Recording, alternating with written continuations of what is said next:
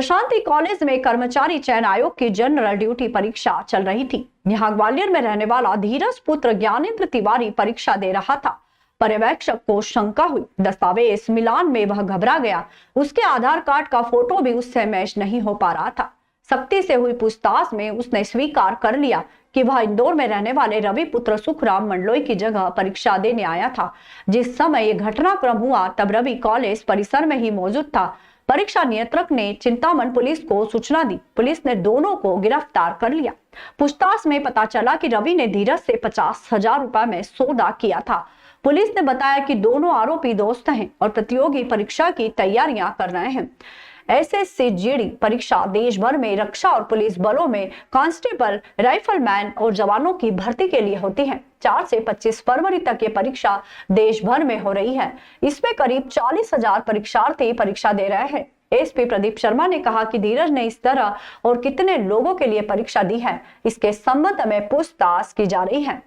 ये SSC-GD की परीक्षा कल प्रशांति कॉलेज में इसका सेंटर था, वहां पर चल रही थी। इसको TCS के द्वारा कराया जा रहा है। इनकी रिपोर्ट पर 2 लोगों के विरुद्ध मामला दर्ज किया गया, जिसमें धीरज तिवारी ये ग्वालियर का रहने वाला है। इसकी जगह इसने अपना सॉल्वर बिठाया था। रवि मंडलोई ये इंदौर का रहने वाला है। दोनों को गिरफ्तार कर लिया गया। दोनों को जो सेंटर के ऑपरेटर थे उसके द्वारा फेशियल रिकग्निशन के माध्यम से पकड़ा गया और वहाँ जो मौके पर केंद्र पर पुलिस लगी थी उसके सुपुर्द किया गया। अभी दोनों से पूछताछ की जा रही है। दोनों को गिरफ्तार किया गया। रवि ने और कभी अगर इस तरह से सॉल्वर बन के कहीं और परीक्षाएं सॉल्व की हैं तो उसके बारे में इससे जानकारी ली जाएगी और अगर पाया जाता है तो उस पर्टिकुलर एग्जाम के संबंध में भी विधिक जो कार्रवाई होगी वो की जाएगी। हाँ, सॉल्वर्स जिस तरह से बैठते हैं, जो नॉर्मली जो परीक्षार्थी होता है वो अपनी जगह पे किसी अन्य व्यक्ति को बता देता है। अन्य व्यक्ति जिससे इस केस में जो रवि है वो कॉम्पिटिटिव एग्जाम्स की तैयारी कर रहा है तो उसके पास होने की संभावनाएं क्योंकि ज़्यादा रहती हैं तो इस तरह की प्रयोग करते हैं, परंतु आजकल फ़ोटो और फेशियल रिकग्निशन के माध्यम से उसको तत्काल मौके पर अरेस्ट कर लिया जाता है। बुधवार को माघी पूर्णिमा पर श्रद्धालु जन मोक्षदायिनी शिप्रा में स्नान के लिए पहुंचे और पुण्य की डुबकी लगाई। आज से 1 माह बाद होली का पर्व मनाया जाएगा। इसके पहले आज पूर्णिमा पर महाकाल मंदिर के बाहर सबसे पहले होली का डांडा भी रोपा गया। माघ मास की पूर्णिमा का स्नान पवित्र नदियों में करने का विधान है।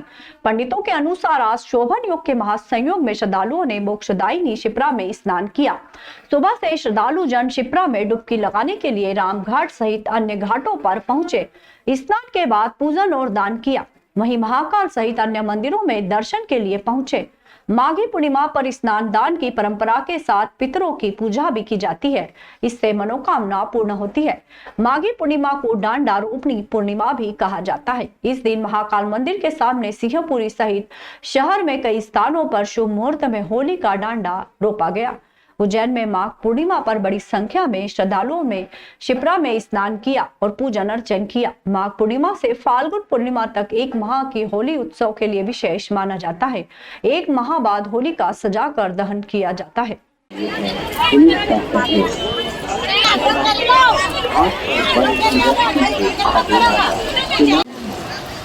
आज माघी पूर्णिमा है।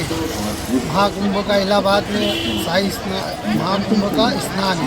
इसी प्रकार जो श्रद्धालु वहाँ नहीं जा सकते वो अवंतिकापुरी राम घाट पर स्नान करेंगे। कुंभ के स्नान का फल उन्हें यहाँ ही मिलेगा। अपने पूर्वजों की मोक्ष की प्राप्ति के लिए यहाँ पर तर्पण करने से भी की मुक्ति होती है। देखिए, प्रतिवर्ष अनुसार इस वर्ष भी माघशीष पूर्णिमा, जिसे हम माघी पूर्णिमा बोलते हैं, उसका बड़ा विशेष महत्व होता है। और आज के दिन ऐसी मान्यता है कि जो होली महोत्सव होता है उसके 1 माह पूर्व अरणी का डांडा रोपा जाता है। तो प्रतिवर्ष अनुसार आज अरणी का डांडा रोपा गया। आज से 1 माह के बाद जब होली उत्सव होगा तब चंदन के वृक्ष का डांडा रोपकर और होलिका का दहन किया जाता है, ऐसी मान्यता है।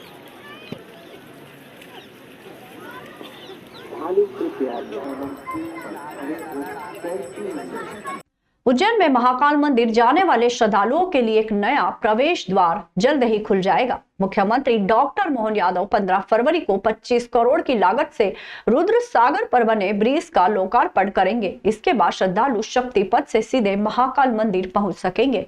इस नए प्रवेश द्वार से 4 धाम मंदिर से आने वाले श्रद्धालुओं के लिए करीब 1.5 किलोमीटर की दूरी कम हो जाएगी। Smart city CEO Sandeep Shiva ने बताया कि महाकाल मंदिर आने वाले दर्शनार्थियों को अब 15 फरवरी से एक नया प्रवेश द्वार मिलने जा रहा है।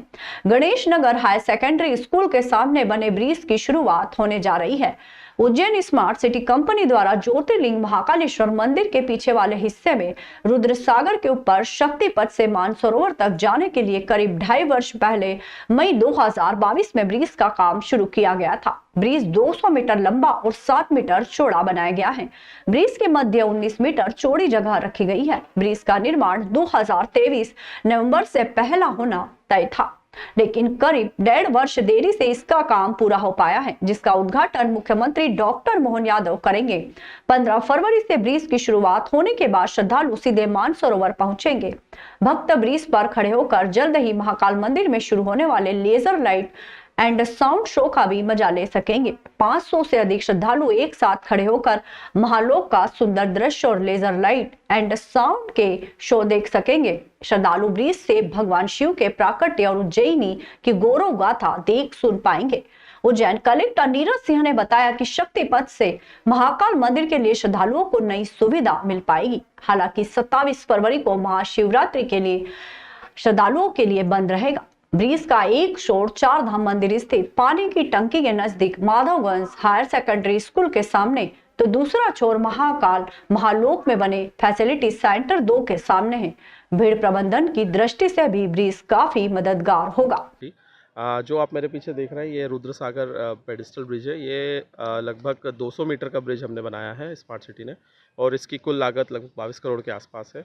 जैसा कि आप देख रहे हैं महाकाल लोक बनने के बाद लगातार श्रद्धालु का जो आगमन है यहाँ पर काफ़ी ज़्यादा बढ़ गया है। लोग एक से 1.5 लाख श्रद्धालु हमारे आते हैं और वीकेंड्स पे संख्या 2-4 लाख तक होती है। उसी को ध्यान में रखते हुए माननीय मुख्यमंत्री जी का ये निर्देश थे कि इस तरीके का ब्रिज बना जिससे आवागमन के लिए काफ़ी सुविधा और श्रद्धालुओं को उन्हें अब लंबा घूम के अन्य क्षेत्र तक ना जाना पड़ेगा और सीधे कनेक्टिविटी शक्तिपथ से उनकी इस माध्यम से हो जाएगी। सर किस प्रकार से इसको सजाया गया, क्या क्या लाइटिंग है, कौन सी लाइटिंग लगी है? अभी इसमें जो आप देख रहे हैं फसाड लाइटिंग का हमने एडवांस लाइटिंग का इसमें उपयोग किया है, और रात के समय जब आप इस सीन को देखेंगे तो बहुत ही सुंदर और पूरा जो ब्रिज है हमारा स्टोन वर्क का इसमें किया गया है। और ये काफ़ी हेवी लोड सहन करने के लिए जहां हम अभी खड़े हैं यहाँ पर लगभग 500 से 700 लोग खड़े होकर सामने लाइट एंड साउंड शो भी देखेंगे जो MPT के माध्यम से निःशुल्क दिखाया जाएगा। और मुझे पूरी आशा है कि हम इसको समय सीमा में पूर्ण कर पाए और इससे लोगों को काफ़ी लाभ होगा।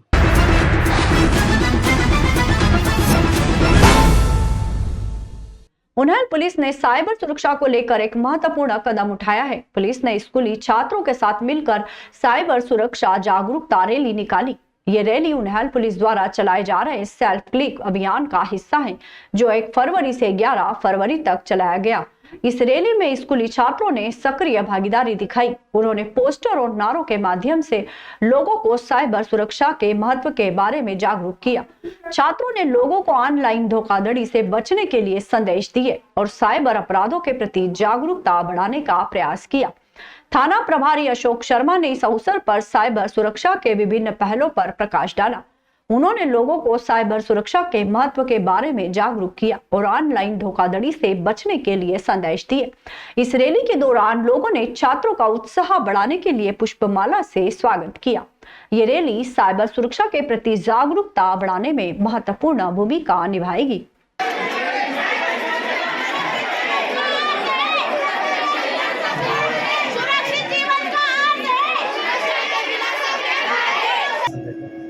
मध्य प्रदेश पुलिस द्वारा दिनांक 1 तारीख से लेकर आज 11 तारीख तक एक साइबर सुरक्षा के संबंध में अभियान चलाया गया था। इसके तहत हमारे द्वारा लगातार स्कूलों में भ्रमण कर, बैंकों में भ्रमण कर, बस स्टैंड और सार्वजनिक स्थानों पर जहाँ पे भीड़ भाड़ के इलाके थे, लोगों को साइबर फ्रॉड के संबंध में जागरूकता की जानकारी दी गई। चूँकि बच्चे एक महत्वपूर्ण कड़ी है हमारे समाज की, जो कि समाज में अपने विद्यालय से जाकर अपने घर में, अपने समाज में, अपने राष्ट्र में और देश में अपने महत्वपूर्ण योगदान दे सकते हैं। इसलिए इनको आगे रखकर हमारे द्वारा प्रयास किया गया। इसी अभियान के तहत हमारे द्वारा आज दिनांक 11 तारीख को विद्यालय से संपर्क करके और उनका सहयोग लिया गया। उसमें विद्यालय के छात्रों और छात्राओं ने उत्साह के साथ भाग लिया। इसमें अकादमी के जो विद्यार्थी जो सेना की तैयारी कर रहे हैं उनके द्वारा भी भाग लेगा। मैं खासकर पत्रकार बंधुओं का और नागरिक बंधुओं का भी उन्हें के बहुत बहुत आभार व्यक्त करूँगा कि उनके द्वारा जो रैली निकाली गई उसमें उनके द्वारा फूल के द्वारा सम्मान किया गया। इससे निश्चित रूप से इन बच्चों का हौसला बढ़ेगा और आगे आने वाले जब भी कोई भी अभियान हमारे चलेंगे वो इसी प्रकार से ये भाग लेकर उसको सफल बनाएंगे। कलेक्टर नीरज सिंह ने सेतु निर्माण विभाग, लोक निर्माण विभाग एवं नगर निगम के कार्यों का निरीक्षण किया। उन्होंने Wakadkar bridge, Gau Ghat bridge, Lalpur railway over bridge, Bhukhi Mata bridge, Gadhkalika से काल भैरव मार्ग पर Okhleshwar bridge, Triveni bridge, Indore road parking, Chintaman road bridge, Harifatak road, Lal Pul के नीचे bridge, Karkaras parking, Narsingh Ghat bridge का निरीक्षण किया। निरीक्षण में उन्होंने समस्त स्वीकृत कार्यों को समय सीमा में पूर्ण करने एवं स्वीकृत सेतुओं के लिए तुरंत निविदा आमंत्रित करने के निर्देश दिए। निरीक्षण के दौरान कलेक्टर सिंह ने लोक निर्माण विभाग के गौतम अहिरवार को हरिफाटक से मुरलीपुरा वाले रोड का कार्य जल्दी चालू करने के निर्देश दिए। नीरज सिंह ने सभी प्रगतिरत कार्यों को समयावधि एवं गुणवत्तापूर्ण मापदंडों अनुसार पूर्ण करने के निर्देश दिए। इसके पश्चात कलेक्टर सिंह ने ग्रांड होटल में नगर निगम के कार्यों की समीक्षा बैठक ली। इस दौरान कलेक्टर सिंह ने नगर निगम अधिकारियों से शहरी क्षेत्रों में साफ सफाई के कार्यों में लापरवाही बरतने पर नाराजगी व्यक्त की एवं स्वच्छता के कार्य को सुचारू व गंभीरता से करने के निर्देश संबंधित अधिकारियों को दिए। कलेक्टर सिंह ने नगर निगम के सभी अधिकारियों को कार्य विभाजन अनुसार कार्यों पर निगरानी रखने एवं कार्य प्रगति रिपोर्ट प्रतिदिन संबंधित करने के निर्देश दिए। निरीक्षण के दौरान जिला पंचायत सीईओ जयती सिंह, लोक निर्माण विभाग गौतम अहिरवारी, सेतु PS पंत, SDOR के कटारिया उपयंत्री महेश शर्मा एवं अन्य अधिकारी उपस्थित थे। नगर निगम की समीक्षा बैठक में जिला पंचायत सीईओ जयती सिंह, नगर निगम आयुक्त Ashish Pathak, smart city CEO Sandeep Shiva एवं अन्य अधिकारी उपस्थित थे।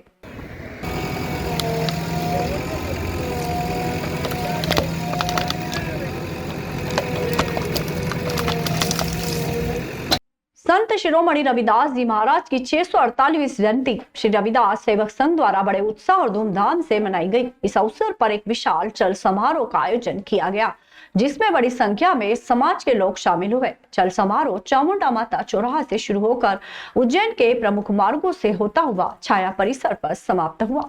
चल समारोह में समाज की महिलाएं माथे पर कलश लेकर चल रही थी, जबकि समाज के युवा और वरिष्ठ जनता एकता का संदेश देते हुए चल रहे थे।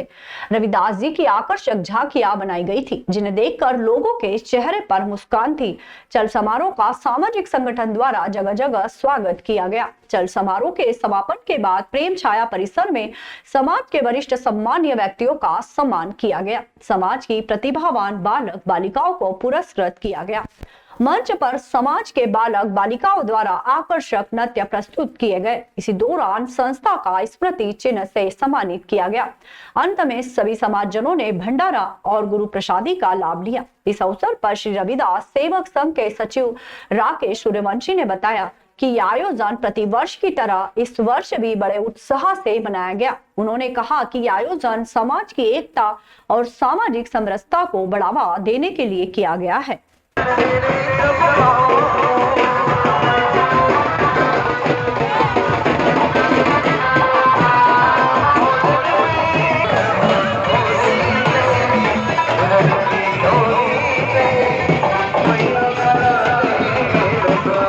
शिरोमणि की 648वीं जयंती रविदास समाज जो कि इस बार बढ़ चढ़कर चल समारोह में हिस्सा ले रही है और इस वर्ष बहुत बड़ा आयोजन श्री रविदास सेवक संघ जिला उज्जैन की ओर से किया जा रहा है और रविदास जी जयंती बड़े उल्लास से उज्जैन के शहरवासी बड़े उल्लास से मना रहे हैं और मनाई गई। हम चल समारोह में यह संदेश देना चाहते हैं कि सभी रविदास समाज के लोग एकता की मिसाल उज्जैन शहर में बने और आने वाले समय में सभी लोग एक साथ चल समारोह में शामिल होकर एक एकता का मिसाल कायम रखें। महिलाएं करीब 500 से 700 महिलाएं जो कलश लेकर इस हमारी कलश यात्रा में शामिल होंगी और उज्जैन से भ्रमण करती हुई इस सफल आयोजन में महिला सहयोग करेंगी। आज प्रेम छाया परिसर में श्री रविदास सेवक संघ के मंच के द्वारा बच्चों को पुरस्कार दिया जाएगा और वरिष्ठों का मंच के माध्यम से स्वागत किया जाएगा। मुकेश सूर्यवंशी खलीफा, श्री रविदास रविदास जी की 648वीं जयंती का आयोजन मुकेश खलीफा अध्यक्ष की अगुवाई में किया जा रहा है। यह कार्यक्रम बहुत शानदार है। कल भी हमारी एक रैली थी और आज भी बहुत बड़ा आयोजन किया जा रहा है। इसमें बहुत मुख्य अतिथि बुलाए गए हैं हमारे, और समाज के सभी आदमी एकजुटता और शांति के लिए हम यह कार्यक्रम कर रहे हैं। मेरा नाम बाबूलाल सूर्यवंशी है। मंगलवार को पंजीयन कार्यालय में सर्वर स्लो और लिंक फेल रहने के कारण जमीन और आवास की रजिस्ट्री का काम प्रभावित रहा। सैकड़ों की संख्या में लोग जमीन की खरीद बिक्री करने पंजीयन कार्यालय पहुंचे, लेकिन इंटरनेट केबल फॉल्ट के कारण देर शाम तक इंतजार करना पड़ा। मंगलवार को लिंक फेल रहने के कारण जमीन की रजिस्ट्री कराने वाले लोग परेशान होते रहे। रजिस्ट्री कराने आए लोग दिन भर लिंक मिलने का इंतजार करते रहे, लेकिन काफी देर तक लिंक नहीं आया। नतीजतन दूर दराज से आए लोगों को दिन भर हलकन होना पड़ा। उपपंजीयक प्रज्ञा शर्मा ने बताया कि समस्या रजिस्ट्री कार्यालय में केबल फॉल्ट के कारण हुई है। मैकेनिक को बुलाकर लिंक को ठीक करवा दिया गया है। जो लोग रजिस्ट्री कराने आए थे उनका रजिस्ट्री हो गया। ये योजना रोजाना की जान पड़ती है, क्योंकि रजिस्ट्री ऑफिस में लिंक फेल होने से लोगों को परेशानियों का सामना करना पड़ता है। इस समस्या का समाधान निकालने की जरूरत है ताकि लोगों को रजिस्ट्री कराने में परेशानी ना हो। हमारे यहाँ जो स्वान का कनेक्शन है जो कि जियो पर बेस्ड है, उसमें अभी कुछ प्रॉब्लम आ गई है, तो हमने टीम को कांटेक्ट किया है। ऑप्टिकल फाइबर की लाइन में आई थिंक कुछ प्रॉब्लम है, तो वो रिजॉल्व कर रहे हैं जल्द से जल्द। मे बी 10 मिनट में चालू हो जाएगा। महिदपुर तहसील के समीप काजीखेड़ी डैम के पास एक अज्ञात व्यक्ति का शव मिला, जिससे आसपास के गांव में सनसनी फैल गई। महिदपुर पुलिस के अनुसार काजीखेड़ी डैम के पास रहने वाले एक स्थानीय व्यक्ति ने थाने में सूचना दी कि डैम के पास एक अज्ञात व्यक्ति का शव पड़ा हुआ है। सूचना मिलते ही महिदपुर पुलिस ने तत्परता दिखाते हुए शव को कब्जे में ले लिया। बताया जा रहा है कि मृतक की आयु लगभग 30 से 35 वर्ष है और वह झारड़ा का रहने वाला है। पुलिस ने शव को पोस्टमार्टम के लिए भेज दिया और मृतक के नाम और पते की तलाश कर रही है। महिदपुर पुलिस ने घटना की जांच शुरू कर दी है। आसपास के क्षेत्रों में सीसीटीवी फुटेज की जांच कर रही है। पुलिस ने लोगों से अपील की है कि यदि किसी को कोई भी जानकारी हो तो वह तुरंत पुलिस को सूचित करे। मामले की जांच जारी है और पुलिस जल्द ही मृतक के नाम और पता लगाने की कोशिश कर रही है।